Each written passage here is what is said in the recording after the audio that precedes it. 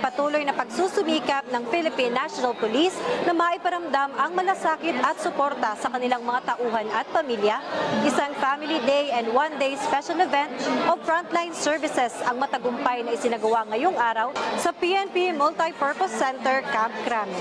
Pinangunahan ni Police General Nicolas Torre III, Chief of the Philippine National Police, bilang guest of honor and speaker ang matagumpay na pagdaraos ng Family Day and one-day special event of Frontline Services na ginanap ngayong araw sa PNP Multipurpose Center, Camp Crame. Ang naturang aktibidad ay inisyatibo ng Directorate for Police Community Relations sa pamumuno ni Police Major General Roderick Augustus Alba, TDPCR, na layuning maipadama ang malasakit ng organisasyon sa mga miyembro ng PNP at kanilang mga pamilya. Sa pamamagitan ng paghahatid ng iba't ibang frontline government at private services sa isang komprehensibong one-stop shop setup. Sa panayam kay Major General Alba, binigyang diin niya na ang aktibidad ay bahagi ng patuloy na pagsusumikap ng PNP na mas mapalapit sa kanilang hanay ang mga pangunahing serbisyo upang makatipid sa oras, gastusin, at abala ang mga personel at kanilang mga pamilya.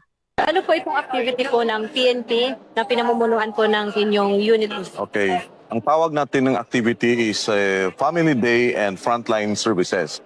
Ito po yung programa ng ating PNP at ng ating Chief PNP to cater to all members of the PNP and their dependents.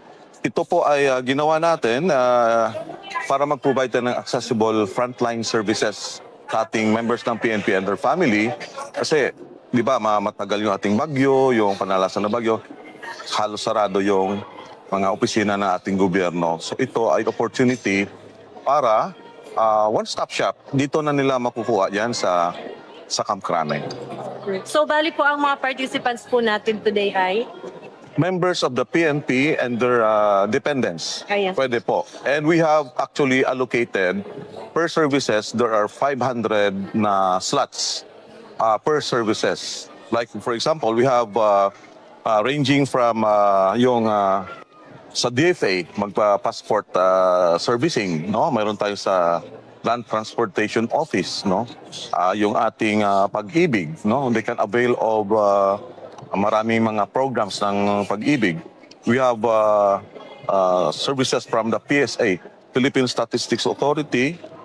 We have also processing. Kung mayroong kakailangan nito sa Quezon City, nandito ang representative ng Quezon City Public Employment Service Office. We have also representative from Department of Agriculture, yung DA, from Public Safety Mutual Benefit Fund. We have also services coming from Ayala Corporation and its group of companies. And the last is yung Zur Homes and 8990 Holdings Incorporated. Ito naman sa Deca Homes na services.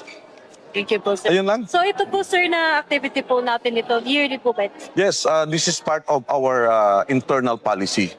We cater no, sa kasama natin sa PNP and their dependents na mapalapit yung frontline services ng gobyerno and other support companies, private companies willing to help the PNP in their needs, no, sa mga sinabi ko kanina.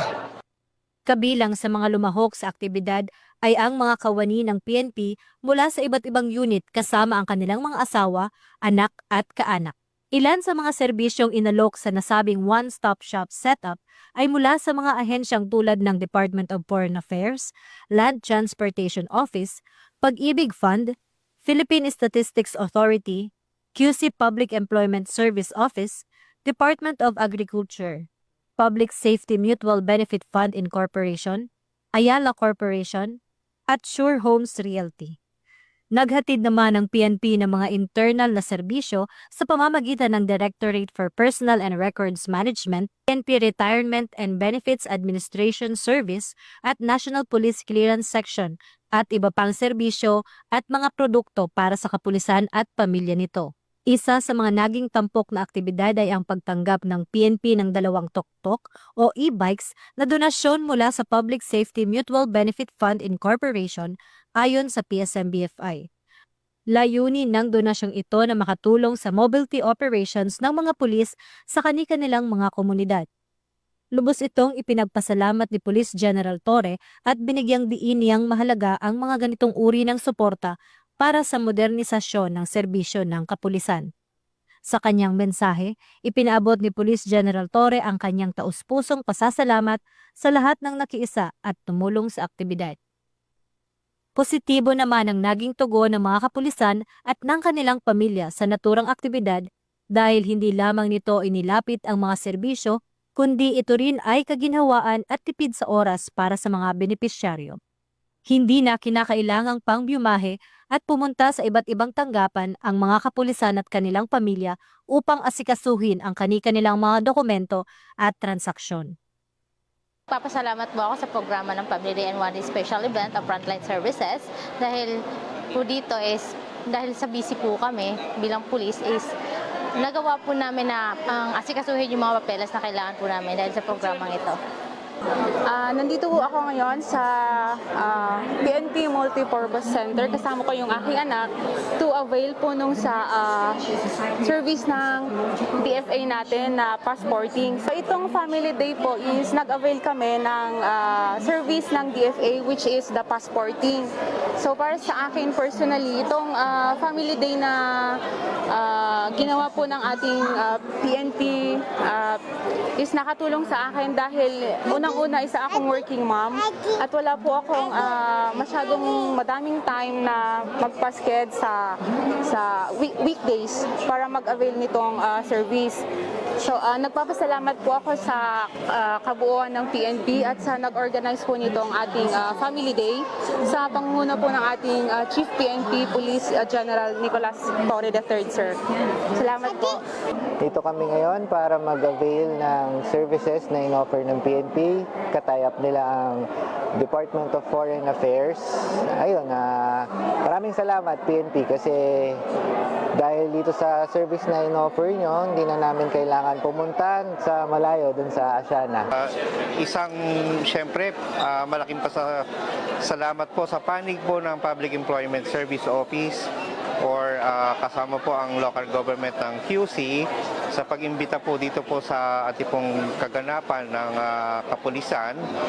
Ito po yung ating celebration po sa ating Family Day.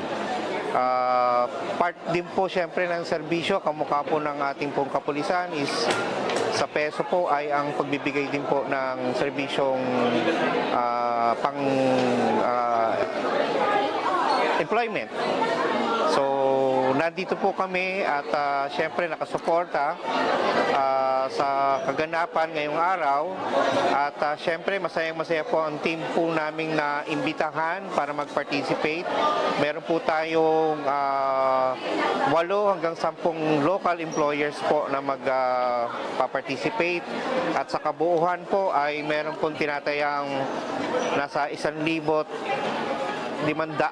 na job vacancies po nire-reveal po ngayong araw na ito para po sa ating pong mga kamag-anak or mga kaibigan po ng kapulisan, gayon din po sa ating komunidad. Ayan po. Maraming salamat po. Ang Family Day and One Day Special Event of Frontline Services ay hindi lamang nagsilbing plataporma upang mapadali ang pag-access ng mga pangunahing serbisyo para sa mga pulis at kanilang pamilya. Isa rin itong konkretong pagpapakita ng malasakit at suporta ng PNP sa kapakanan ng kanilang hanay. Sa pamamagitan ng pagtutulungan ng iba't ibang ahensya at sektor, muling pinatunayang posible ang makabuluhang serbisyo publiko kung saan ang pamilya, kapakanan at komunidad ay laging nasa sentro ng bawat inisyatiba. Mula rito sa Campo Crame, ako ang inyong Police News Network Correspondent, Patrolwoman Maria Sara Bernales, alagad ng batas, tagataguyod ng Balitang Pulis.